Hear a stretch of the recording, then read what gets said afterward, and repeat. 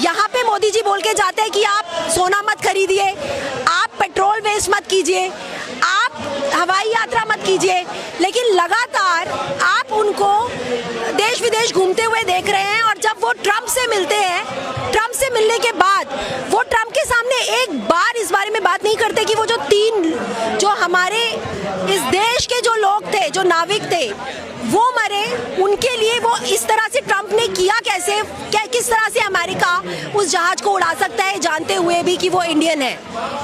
तो कहीं ना कहीं जो सिस्टम है, ये आप भी बहुत अच्छे से जानते हैं, ये आज की बात नहीं है, आज 12-13 साल हो गए हैं। सिस्टम से कभी किसान लड़ता है, कभी जेएनयू लड़ता है, कभी जामिया लड़ता है, कभी वो लोग लड़ते हैं जो देश के रेसलर्स हैं, कभी सड़कों पे आते हैं वो बेचारे माँ बाप, वो बेचारे शिक्षक जो इन पेपर लीक्स के लिए आवाज़ उठाते हैं।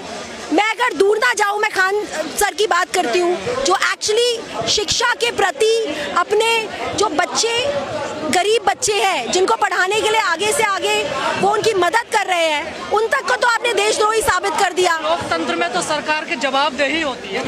मैं आपको वही बोल, यहाँ पर प्रोटेस्ट हो रहा है धर्मेंद्र प्रधान के रिजाइन को लेकर, नीट पेपर लीक की वजह से जिन बच्चों की जान गई उसके जस्टिस को लेकर। तो उन सभी बच्चों को जस्टिस दिलाने के लिए और धर्मेंद्र प्रधान के रिजाइन के लिए आज हम यहाँ पर मौजूद हैं।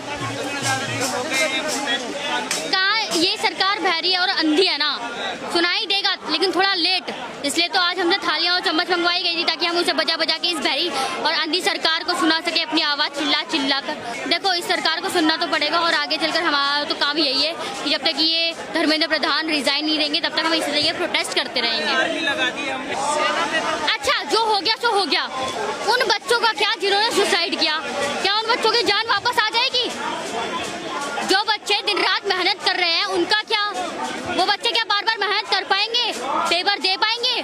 उनमें इतना हौसला दोबारा से रहेगा पेपर देने का? सरकार के लोगों से पूछो तो कहते हैं पहले भी तो होते थे। लेकिन ये सरकार जब से आई है ना तब से कुछ ज्यादा ही पेपर लीक हो रहे हैं। हर साल पेपर लीक हो रहे हैं, हर साल पेपर लीक हो रहे हैं। 2014 के बाद इतने पेपर लीक हुए हैं, मतलब आप सोच भी नहीं सकते। और बच्चों का भविष्य तो इस तरीके से खराब हो रहा है कि हम देख ही रहे हैं, और बच्चे अपनी जान दे रहे हैं वो अलग। तो आप यही चीज देखिए ना। जैसे हर बार कहा जाता है कि इस बार अब सब एक हो गए, समान हो गए, देश में कहाँ एक हो रहे हैं? जो लोग अपने जेब भरने में लगे रहते हैं ना, उन लोगों को ये कुछ नहीं दिखता। उन लोगों को चीजें समझ में आ रही होती हैं, लेकिन उन्हें इस बात को समझना नहीं है क्योंकि वो लोग तो अपनी जेबें भरने में लगे पड़े हैं। पेपर लगातार लीक हो रहे हैं ना, तो आप देखिए ना, पेपर लगातार लीक हो रहे हैं, उससे तो परेशान होकर यहाँ पर प्रोटेस्ट कर रहे हैं हम लोग। सिस्टम करप्ट हो गया है, कॉलेज भी नहीं हुआ, ये करप्ट हो गया है। आपके फादर क्या करते हैं? मेरे फादर ट्रांसपोर्ट का वर्क है। भाई देना पड़ेगा, हो या ना हो, लेकिन हमारी तो यही मांग है कि आपको देना होगा और देना होगा। और हम जब तक मांगते रहेंगे रिजाइन, जब तक तुम रिजाइन नहीं करोगे। मेरा मानना क्या, हमारी तो मांग ही है कि इस्तीफा दो। हम इसी तरीके से प्रोटेस्ट करते रहेंगे जब तक इस्तीफा नहीं देंगे, और इनको इस्तीफा देना पड़ेगा। कैसे देंगे इस्तीफा? क्या दबाव नहीं बना पा रहे हैं आप? दबाव, कितना दबाव चाहिए? हमारे लगातार कंटिन्यू प्रोटेस्ट हो रहे हैं और कितना दबाव चाहिए? हम अगर इतने दबाव से भी काम नहीं चल रहा तो हम और दबाव डालेंगे, क्योंकि हमें न्याय चाहिए, हमें जस्टिस चाहिए, हमें हमारा फ्यूचर चाहिए।